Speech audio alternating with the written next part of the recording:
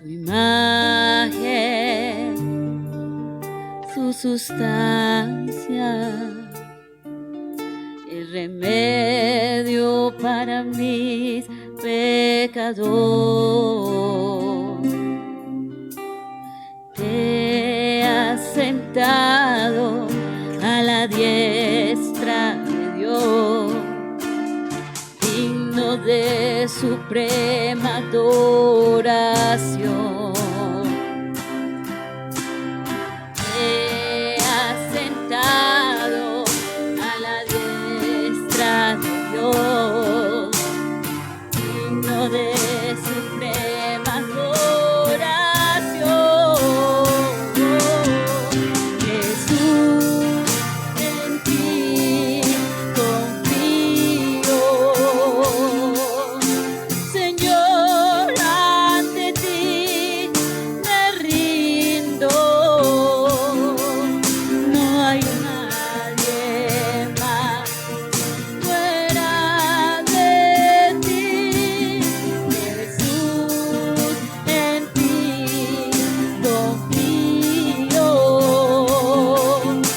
Señor, ante ti me rindo.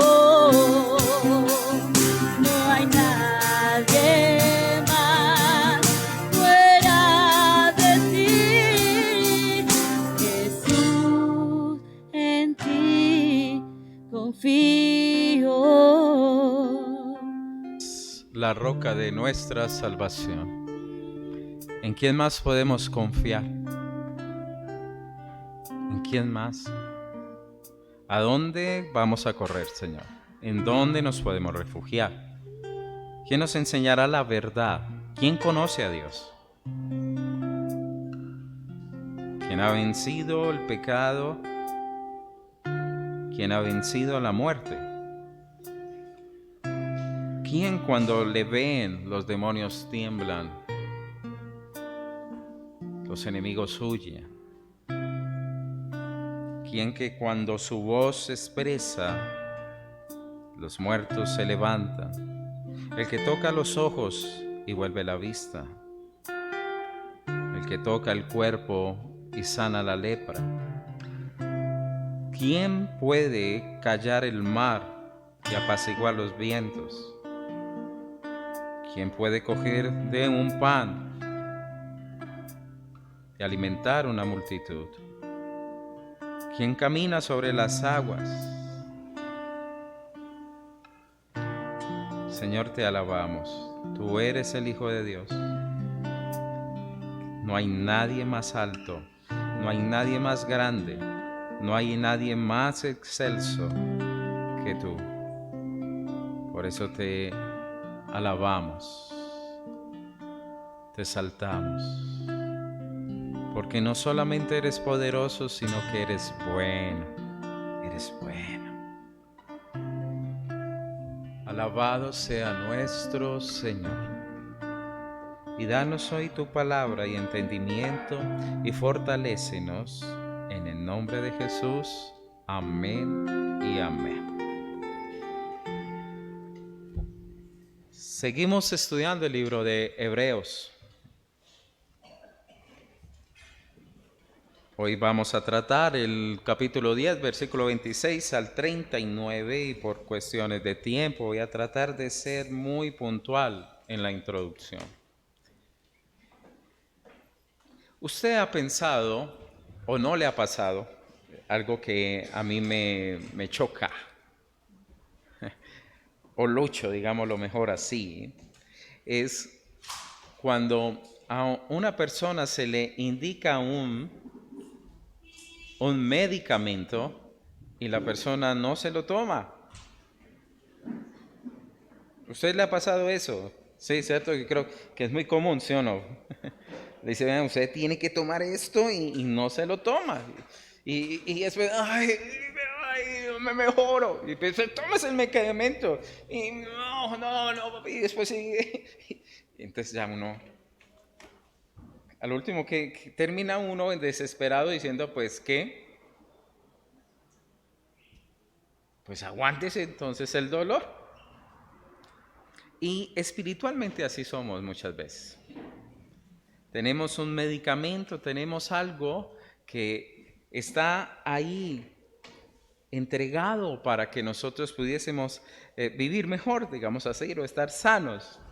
Ahora pongámoslo ya en los términos de nuestro Señor Jesucristo, poder alcanzar esa salvación, vivir en la libertad de Cristo, pero a veces no lo hacemos. A veces somos tan tercos, queridos hermanos, tan tercos. Y puede llevarnos a que nuestro corazón también se endurezca de tal manera que terminemos alejados de Dios.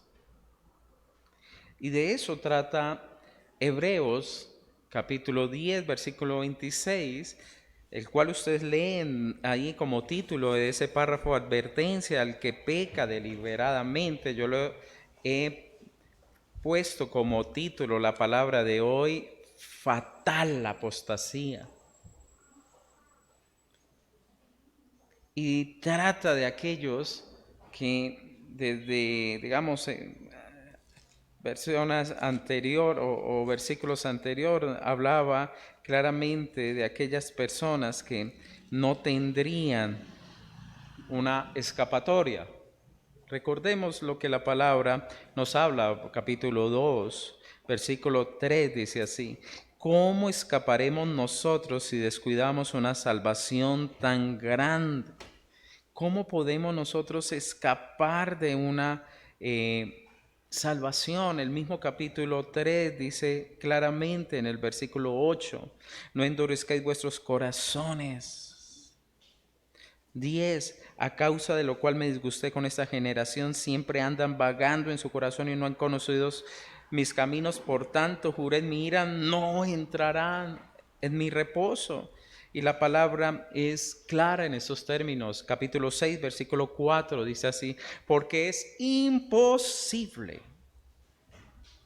que los que una vez fueron iluminados y gustaron del don celestial y fueron hechos partícipes del Espíritu Santo y asimismo gustaron de la buena palabra de Dios y los poderes del siglo venidero y recayeron, sean otra vez renovados para arrepentimiento, crucificando de nuevo para sí mismos al Hijo de Dios y exponiéndole a vituperio. Esto es una realidad, y la misma palabra nos está diciendo: hay personas que va a ser imposible que puedan aún volver atrás. Perdón, o digámoslo así, volver otra vez a corregir su camino. ¿Usted eso no lo asusta, querido hermano? Y hoy vamos a ver de una manera tan penetrante lo que sucede con aquel que apostata de Cristo. Versículo 26 dice así, capítulo 10.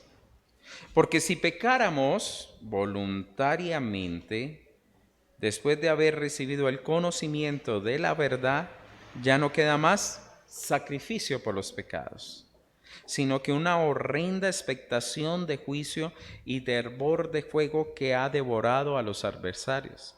El que viola la ley de Moisés por testimonio de 2 o 3 testigos muere irremisiblemente.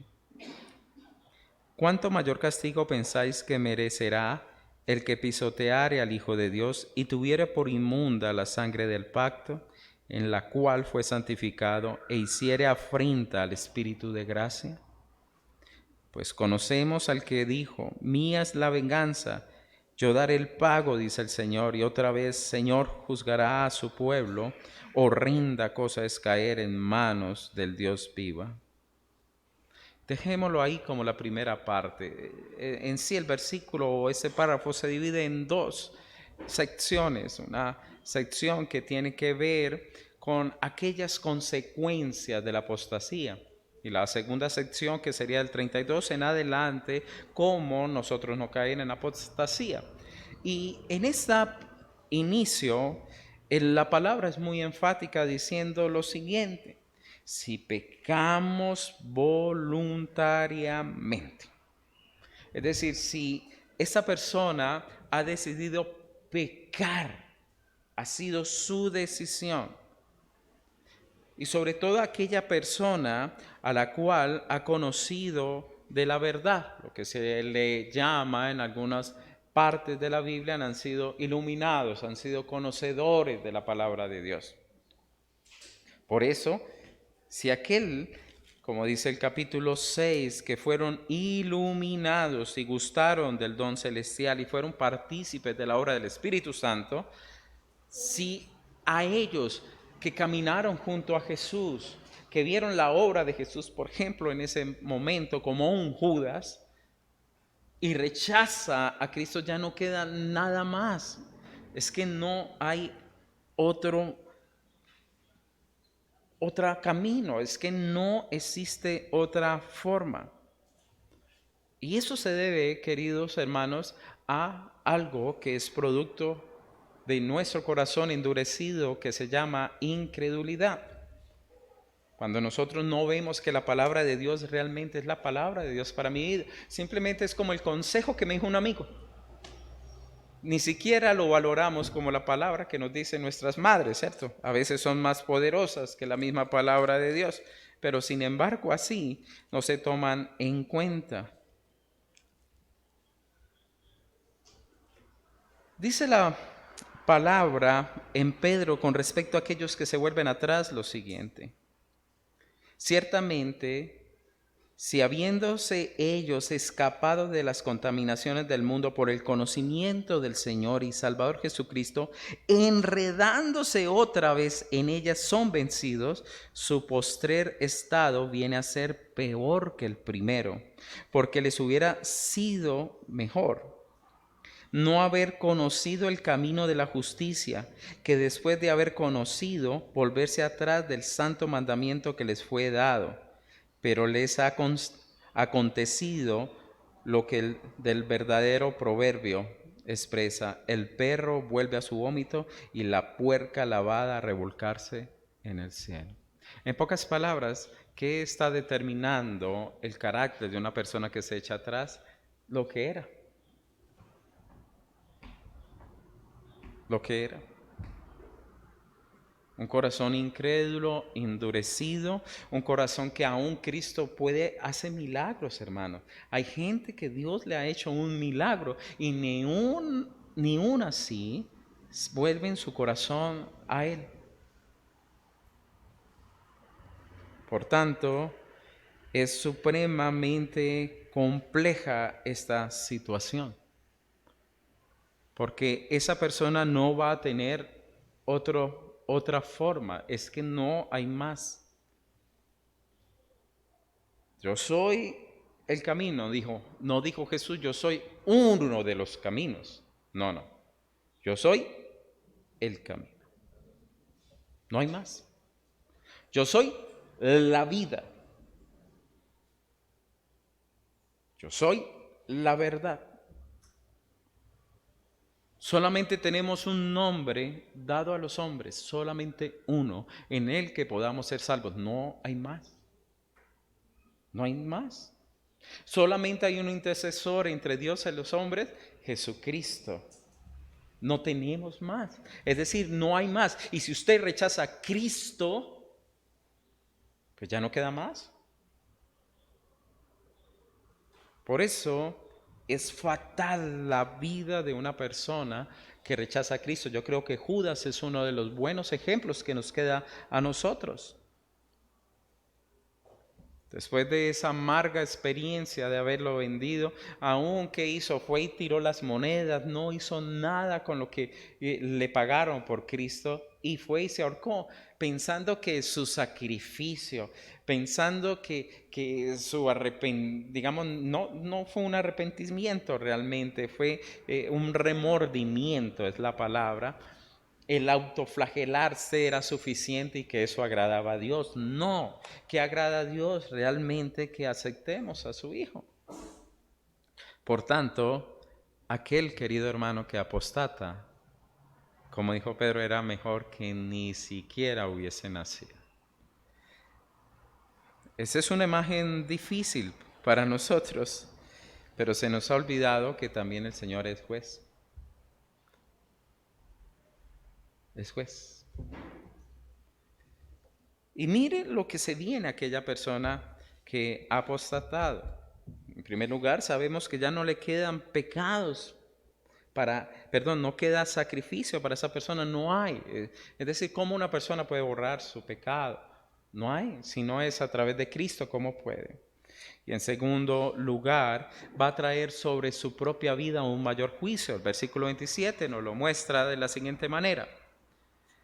Ya no queda más sacrificio por los pecados, sino que una horrenda. La palabra horrenda es terrible. Es algo fatídico. Sería como una forma de colocarle allí un sinónimo. Sino una terrible expectación de juicio y de hervor de fuego que ha de devorar a los adversarios. Tremendo versículo. Tremendo versículo. Porque aquí nos está diciendo, queridos hermanos, de que va a haber un juicio mayor. Un juicio más alto. Porque esa persona ha decidido que, aunque conoció a Cristo, no necesita a Cristo. Es decir, considera que Cristo no fue suficiente. Considera que Cristo no es realmente el sacrificio para él, que Cristo no vale la pena. Eso es lo que una persona ha considerado. Es como si usted estuviera en el arca de Noé, comenzó el diluvio y usted dijera, yo ya no necesito el arca para defenderme, sino se tira al mar. Eso es lo que está sucediendo. Eso es lo que hace una persona que es apóstata. ¿Entiende? Tiene la salvación en sus manos, pero decide que no es suficiente, que no es verdad, que no es real, que no necesita a Cristo en su propia vida. Cuando eso se da, entonces, hermanos, el Señor va a tomar esto supremamente en serio, porque ¿cómo califica a esa persona? Mira el versículo 27, lo califica como un ¿qué? Un adversario. ¿Y a quién se le llama así? A Satanás. Es decir, a un enemigo de Dios. ¿Por qué es así?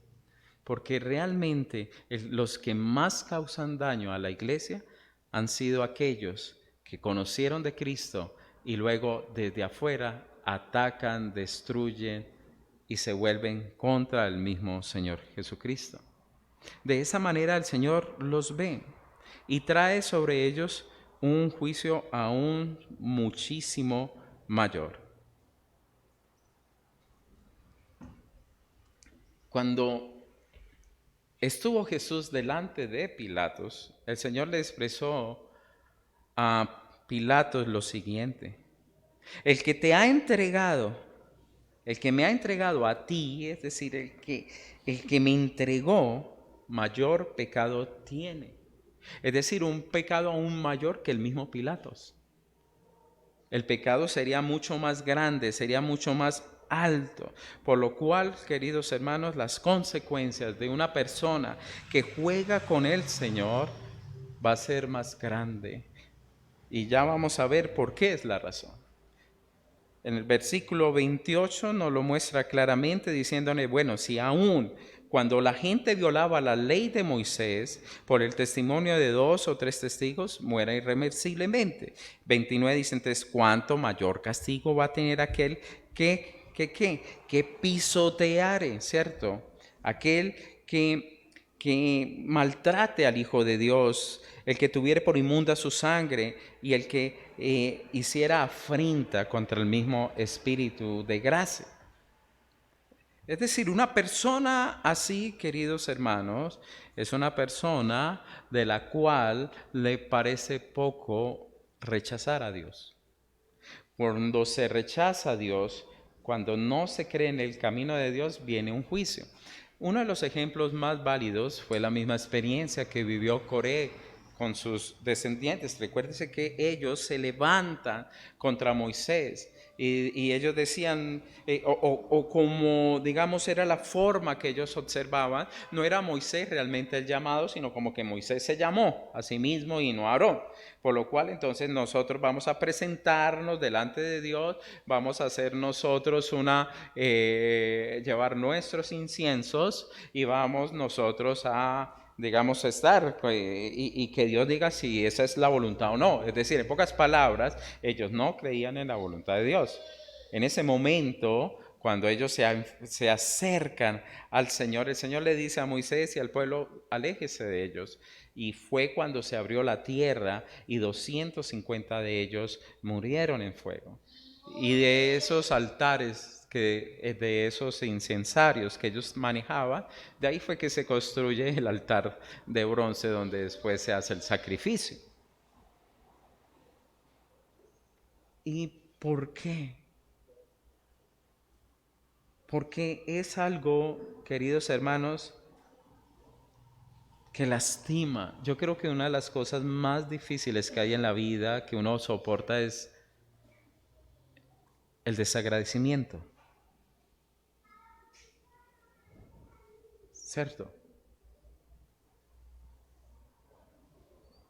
A mí me parece que el desagradecimiento es algo tan horrendo, en todo sentido. Los padres a los hijos y así sucesivamente. Los hermanos, a los otros hermanos, los hermanos al que le disipula y a lo último termina siendo maltratos y las demás cosas. Una persona que apostata, Dios mío, la Biblia lo ve de la siguiente manera. Es una persona que pisotea al Hijo de Dios. Es una persona que trata de inmunda la sangre de Cristo.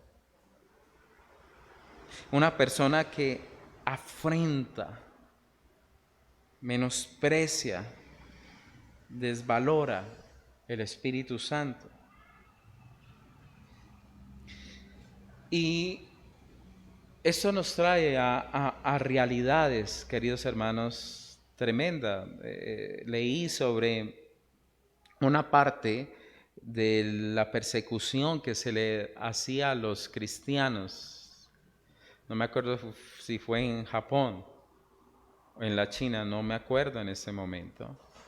Que lo que le decían a ellos para que no fuesen muertos era que pisotearan una cruz, un crucifijo con la figura de Cristo.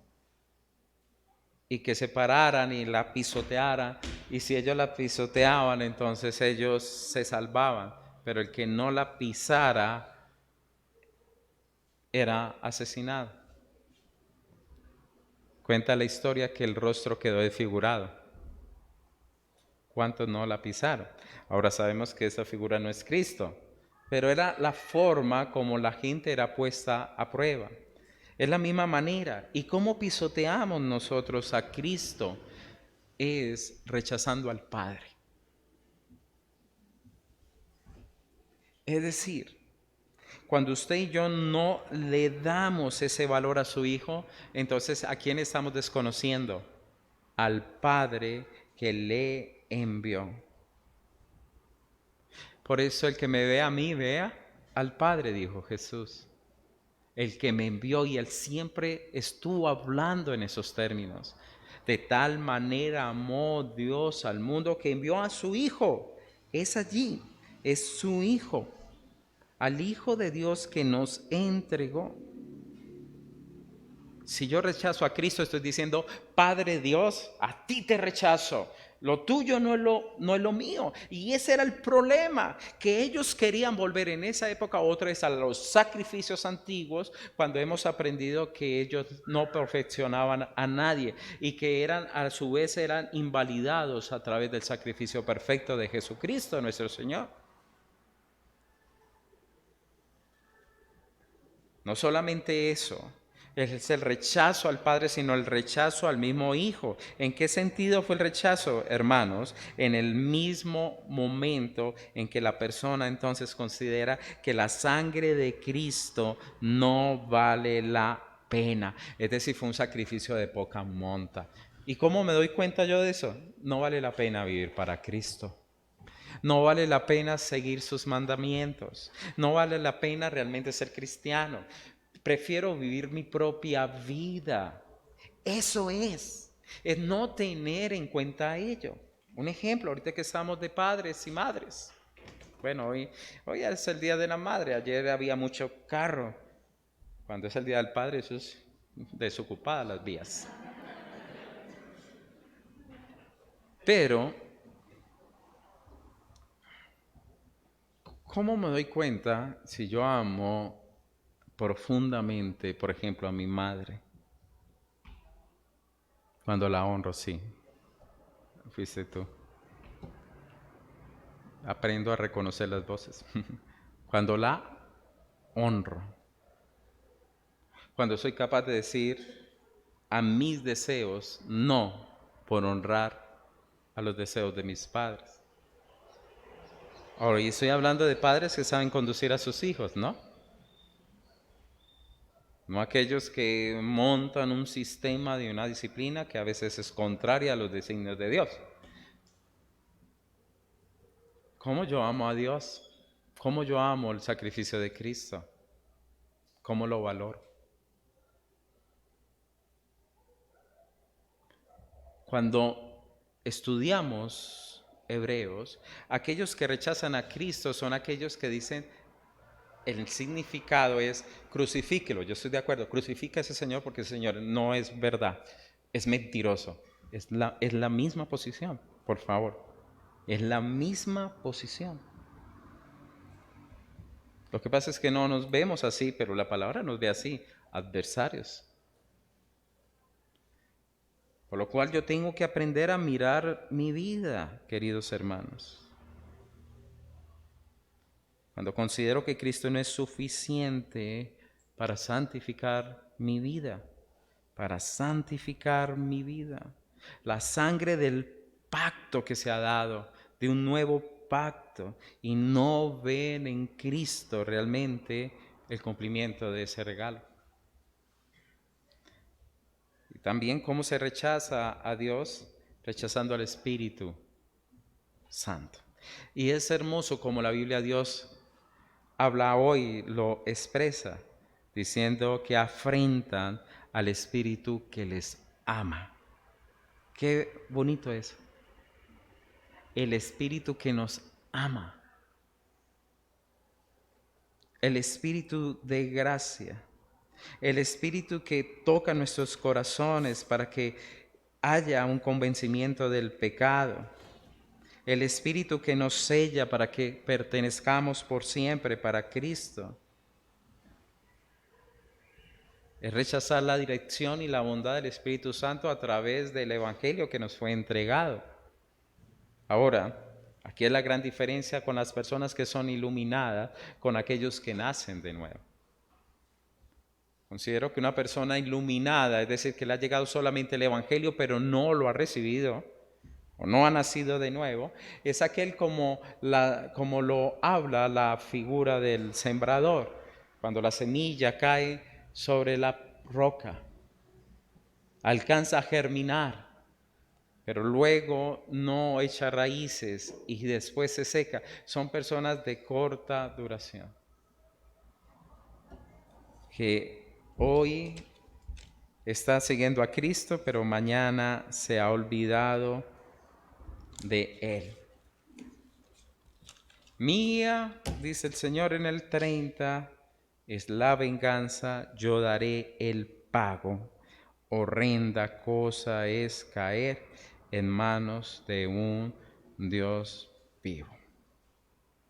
Es decir, la persona, no estamos viendo aquí, me va a vengar porque me hizo esto, no. Lo que Dios está diciendo aquí es, va a recibir lo que sembró. Y aún en esa propia justicia queridos hermanos, la Biblia dice, es aterrador. Es aterrador.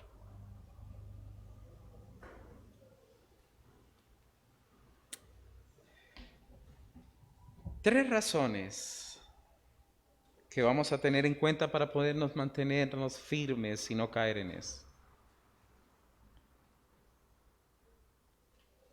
Sabemos que el juicio que se viene es terrible. Sabemos que va a haber un trono blanco, donde aquellos que no estén escritos en el libro de la vida sufrirán la segunda muerte. Hermanos, son los designios de Dios, así Él construyó todo el universo, sus leyes. Eso es un Dios santo y Él no puede habitar en medio de donde no hay una transformación verdadera. ¿Cómo entonces evitar caer en la apostasía? ¿Cómo podemos nosotros mantenernos firmes en medio de todo eso? Y hay tres aspectos que nombraré rápidamente del 32 al 39. El primero tiene que ver con estimular, comprender las experiencias que hemos vivido. Dice el versículo 32 lo siguiente: traed memoria los días pasados, en los cuales después de haber sido iluminados, sostuvisteis gran combate de padecimientos. Aquí la palabra combate es guerra, batalla. Por una parte, ciertamente con vituperios y tribulaciones fuisteis hechos espectáculo, y por otra llegasteis a ser compañeros de los que estaban en una situación semejante, porque de los presos también os compadeciste, y el despojo de vuestros bienes sufriste con gozo, sabiendo que tenéis en vosotros una mejor y perdurable herencia en los cielos. Y aquí es interesante esta posición especial. Ellos recibieron el Evangelio en su momento y ¿qué sucedió? Se le vinieron encima, batallaron. La palabra combatir es una pelea, tanto que fueron expuestos públicamente, porque fueron espectáculo. Un espectáculo es algo público. Es decir, comenzaron a la misma gente a maltratarlos, a difamarlos públicamente, posiblemente en una asamblea, posiblemente en la calle, pero los maltrataban por ser cristianos.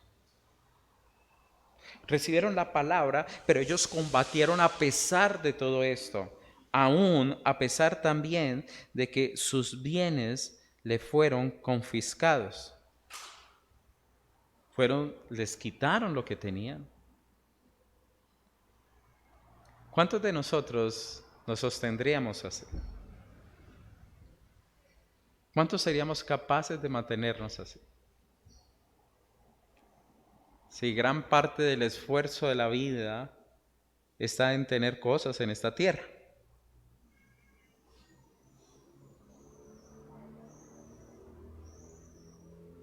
¿Será que seríamos como aquellos que se sintieron gozosos por haber sido tenidos como dignos de padecer afrenta por causa del nombre de nuestro Señor Jesucristo? Es decir, ¿qué amaríamos más? ¿Qué amaríamos nosotros más?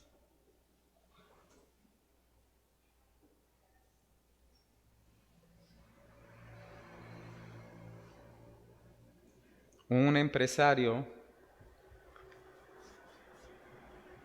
se le quemó su fábrica, eso fue comienzos, finales de 1800, inicios de 1900. Y su fábrica se incendió de tal manera. Y cuando lo buscaron le dijeron, su fábrica se está ardiendo y él lo que le dice a su hijo, vaya, llame a su mamá. ¿Y para qué, papá? Pues, ¿cuándo va a volver a haber un incendio de estos?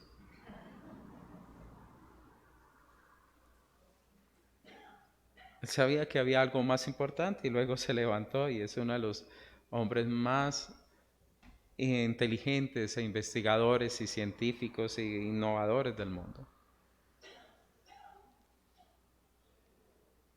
Realmente seríamos nosotros capaces de seguir a Cristo cuando hay puertas que se cierran. Aún por el nombre de Cristo, oportunidades se vayan. ¿Seríamos nosotros capaces de sostenernos? ¿Seríamos capaces? ¿Cuántos no se echan atrás porque Dios no se hacen cristianos para que Dios les haga un milagro? ¿No ha visto eso? Señor, yo vengo a ti para que me devuelvas el marido, Señor. Rompe las cadenas. Oh, Señor, tropieza, señora mala, malévola. Bueno, tantas cosas no irán a hacer. Otra, Señor, que me bendigas, que me haya bien y todo. Y no se da, ¿será que seguimos siguiendo a Cristo? Es decir, ¿cuál fue el motivo? O nos hace el milagro, o soy pecador y necesito un Salvador. Ahí debemos tenerlo. ¿Será que seguirá habiendo gozo en nuestras vidas? Por eso Él nos dice, recuerden por lo que ustedes han pasado, recuerden por lo que ustedes han vivido, no dejen eso a un lado, porque ustedes tienen una herencia mayor en los cielos.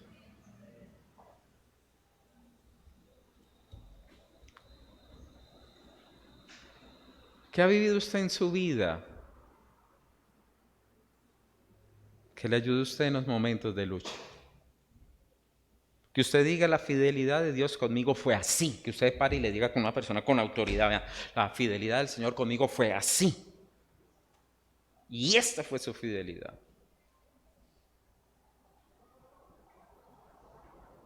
Por eso pasamos por esas pruebas, por eso pasamos por esas batallas. ¿Para qué? Para formarnos en el músculo de la fe, queridos hermanos, en Cristo Jesús.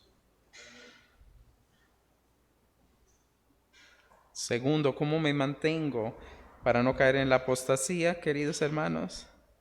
Recordar que cerca está el galardón. Es decir, ya vamos a llegar. Uno cuando ve la meta, ¡uy!, como que le sale un esfuerzo, ¿sí o no? A los que nos gusta el fútbol, cuando sale el técnico, dice 5 minutos, 5 minutos, luchen los 5 minutos, donde no tienen fuerza, a ver, para no dejarse en empatar y poder ganar el partido o remontarlo. Nosotros tenemos que tener ese galardón enfocado, versículo 35, dice así, no perdáis pues vuestra confianza que tiene grande recompensa, galardón grande, porque os es necesaria la paciencia para que habiendo hecho la voluntad de Dios, obtengáis la promesa. Porque aún un poquito, así nos dice la Biblia, es un poquito. Y realmente nuestro tiempo aquí en la tierra es nada comparado a la eternidad. Aún un poquito, vean, un poquito, y el que ha de venir, va a venir. Y no va a tardar, mas el justo vivirá por fe, y si retrocediere, no agradará a mi alma, pero dejémoslo hasta el que va a venir vendrá. Por eso, queridos hermanos, vamos a tener nosotros esa situación en nuestras vidas y no vamos a dejar a un lado la segunda venida del Señor. Un cristiano siempre está en nuestro lenguaje, el Señor va a venir. Va a estar ese lenguaje, el Señor va a venir. Y eso nos da esperanza en medio de este mundo caótico, ¿cierto? El Señor va a venir y en nuestro corazón sabemos que ese va a ser nuestro mejor lugar. Ayer cuando estudiaba la palabra y viendo todo lo que sucede, me decía, bueno, yo Yo admiro esos países desarrollados por muchas cosas, por ciudadanía, no por la vida en fe, por ciudadanía. Por ejemplo, allá usted puede ver un parque, hermano, lleno de flores hermosas y no hay nadie que vaya y las corte para irlas a vender en una esquina.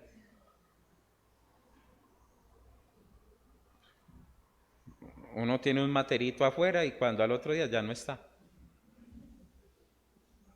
Sí, se roban un plástico de un carro.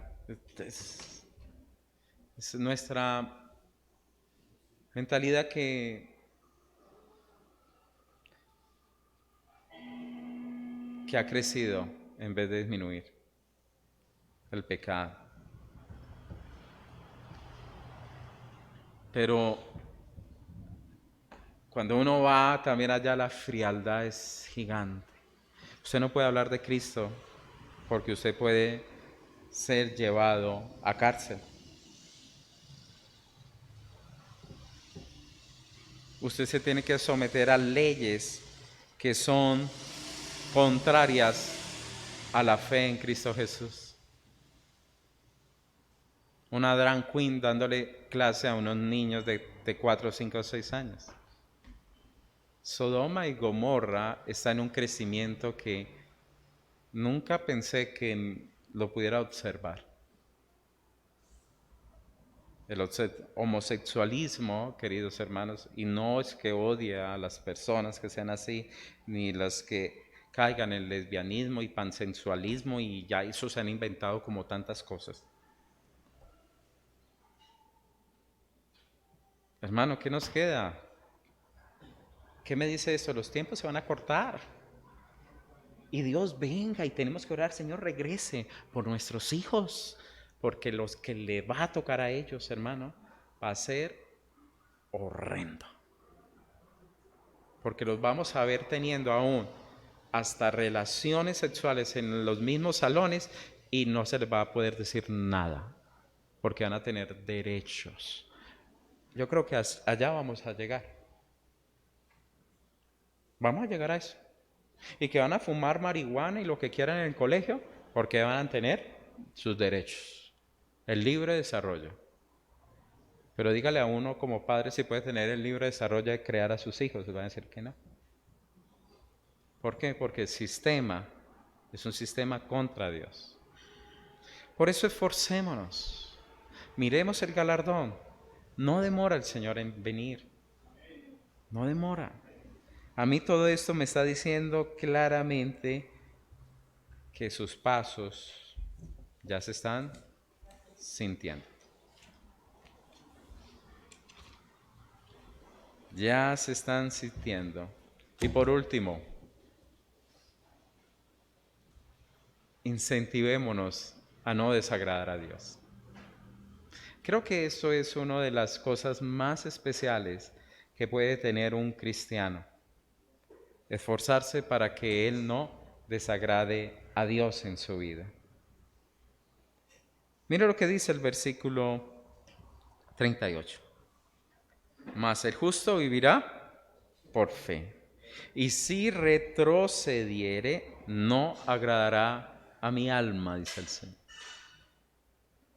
Pero nosotros no somos los que retroceden para perdición, sino de los que tienen fe para preservación del alma. Eso distingue claramente de una persona que apostata a una persona que es de fe, que persevera. Esa es la diferencia. La perseverancia es la diferencia allí, queridos hermanos. ¿Y por qué lo hacemos? Porque confiamos en las promesas de Dios, porque el justo por fe vivirá. Y ese es el abrebocas para Hebreos 11. ¿Qué es la fe? Como dice ahí, La certeza de lo que no se espera, la convicción de lo que no se ve. Capítulo 11, versículo 1. Y comienza a hablarnos por la fe. Entonces, tenemos nosotros allí a Abel. Con la fe tenemos a Enoc. Por la fe tenemos a Abraham. Por la fe tenemos a Sara. Por la fe tenemos a Moisés. Por la fe tenemos a un Gedeón. Por la fe tenemos a aquellos. ¿Por qué? Porque perseveraron a pesar de las situaciones. Por eso, a pesar de que el mundo nos tuerce el brazo muchas veces, que a veces estamos en momentos como si tuviésemos una bota en el cuello,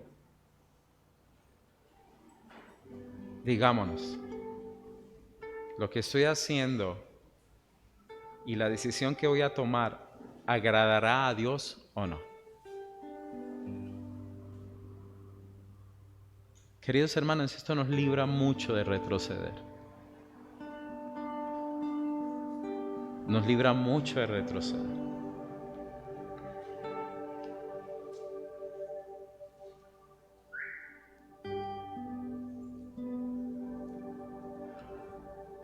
Nosotros comenzamos siendo ministerio juvenil cuando arrancamos en nuestro servicio al Señor.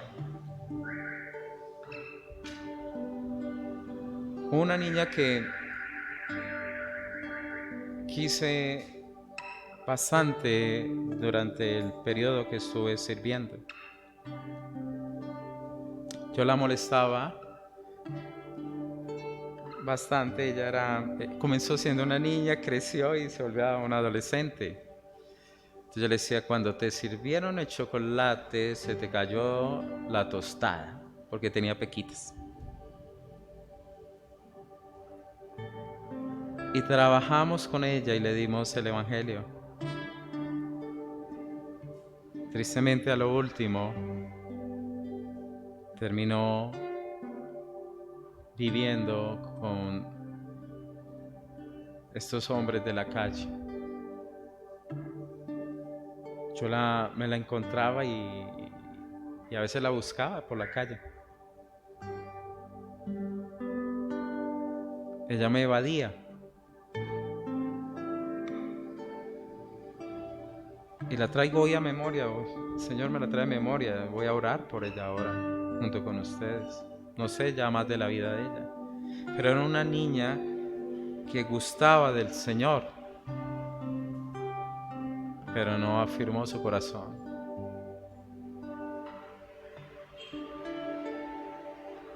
¿Cómo estamos nosotros? ¿Cómo están nuestros hijos? Hay que clamar mucho por nuestros hijos, queridos hermanos, porque ellos se afirman cuando tienen cierta edad. Después no quieren saber más de la iglesia, la gran mayoría. Su fe es, no, pues el Señor hizo algo, volverá. Ay, hermano, pues, ¿dónde está mi esfuerzo? ¿Dónde está mi autoridad? ¿Dónde está mi guianza?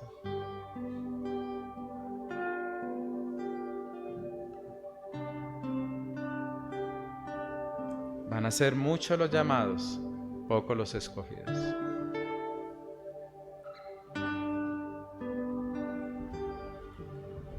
Y eso es lo que la palabra dice. Dese usted por bien servido cuando sus hijos vienen al Señor.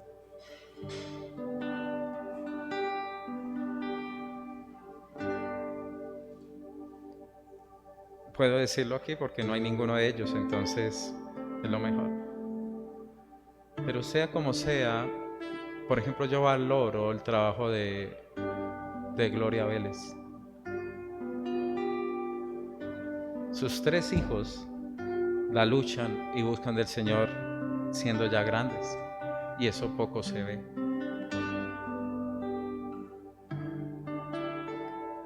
¿Cómo inculco yo a mis hijos? ¿Cómo le enseño yo a mis hijos para que no apostaten el día de mañana? ¿Cuál es mi ejemplo? ¿Cuál es mi modelo? Pero si en nosotros no ven esa hambre, si en nosotros no ven esa búsqueda, ¿de quién quiere que se la copie? ¿Del pastor en 1 hora cada semana? ¿De quién? ¿Quién? Queridos hermanos, horrenda cosa, dice la Biblia, es caer en manos de un Dios vivo. Y la Biblia no está jugando, pues son sus leyes, son sus mandatos. Vamos a orar. Padre de los cielos,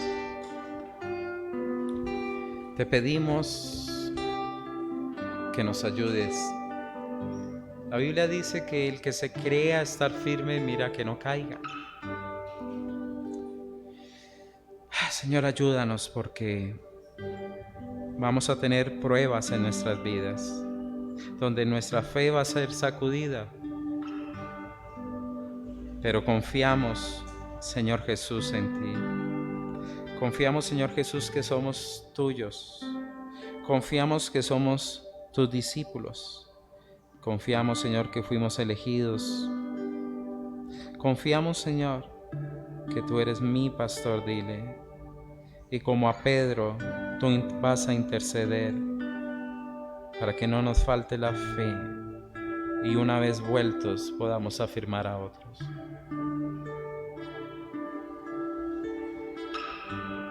Señor, apostatar es terrible, es fatídico. Porque no solamente, Señor,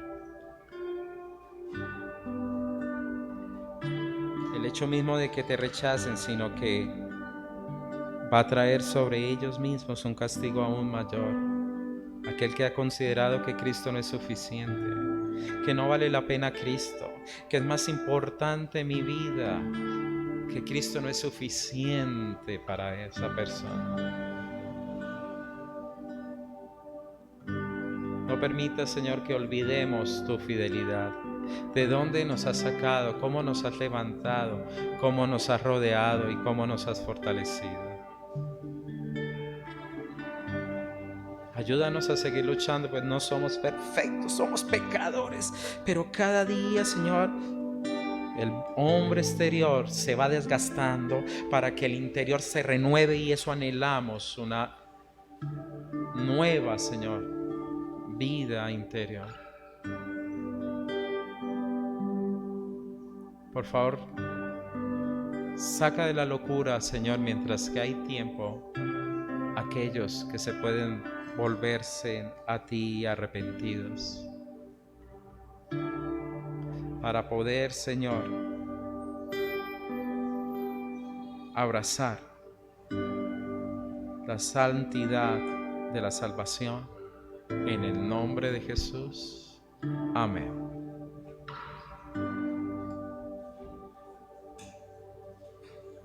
Vamos a cantar. Todo a Cristo yo me rindo, con el fin de serle fiel.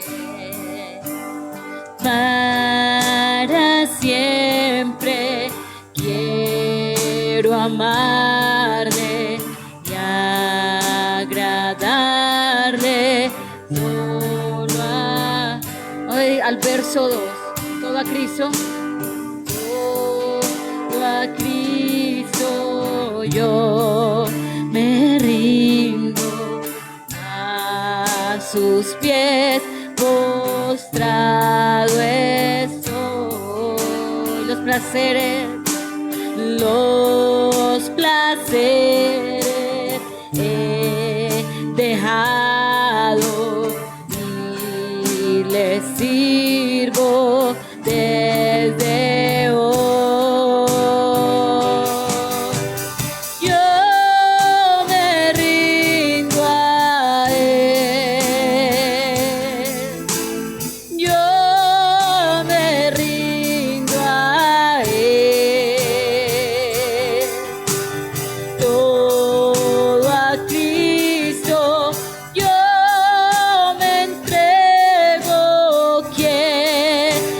serle fiel. Yo me rindo a Él y yo me a Él.